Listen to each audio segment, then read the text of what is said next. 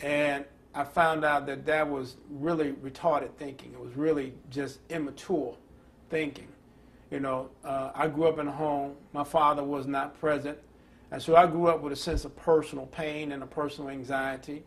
A lot of members of my family were involved in criminal type activities. I had this crazy notion that I wanted to be a pimp, which is really retarded in my thinking. And I was blessed to run. I was blessed to encounter a brother who was standing on the corner selling a paper. It was called the Final Call newspaper. And the guy was a Muslim. And, I didn't know anything about Muslims. And the guy was actually selling a tape of a man by the name of Minister Louis Farrakhan. And I bought the tape, and I went home and I listened to the tape, and I had never heard words like that. It was words that actually spoke to my soul. And I said, wow, man, I've never, ever in my life ever heard anything like that. And so I read the newspaper, and I had never read anything like the Final Call newspaper. So it sparked curiosity in me. And so I went to the library, and I started doing research, and I saw some really positive information about the Nation of Islam, and I read some really negative information about the Nation of Islam, so I didn't know really what to think. And so I started asking members of my family and different people, friends and family, and people say, well, you better stay away from the Nation of Islam. They crazy, they radical, they this and they that. And that same brother who actually sold me that tape invited me out to the Muhammad's Mosque over in East St. Louis.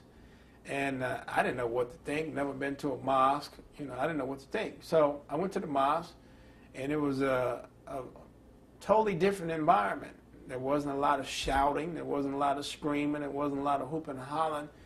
But there was a guy who stood before the podium, and his lecture was more informative. It was more educational, and it tied to the history that I had always longed for, that never got in school in terms of being a black male and in terms of learning about black culture and black history. I never got that.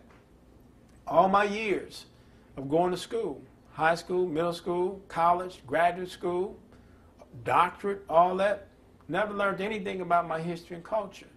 And so I had an opportunity to go to the mosque, and I heard this minister, and he was talking about black history and black culture, and the black man could do this, and he did that, and I was like, wow.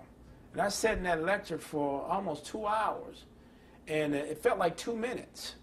I'd never been exposed to or informed about anything like that. And the other thing is, I grew up as a Catholic. I went to Catholic school all my life. And there was something that was missing about Catholicism, I guess because all of the images were white. Everything was white. And the Bible that I read, it describes Jesus as having hair of lamb's wool and feet of burnt brass. And so that denoted to me that he was a man of color or he was a black man. But in all of the stained glass windows in the church, he was always portrayed as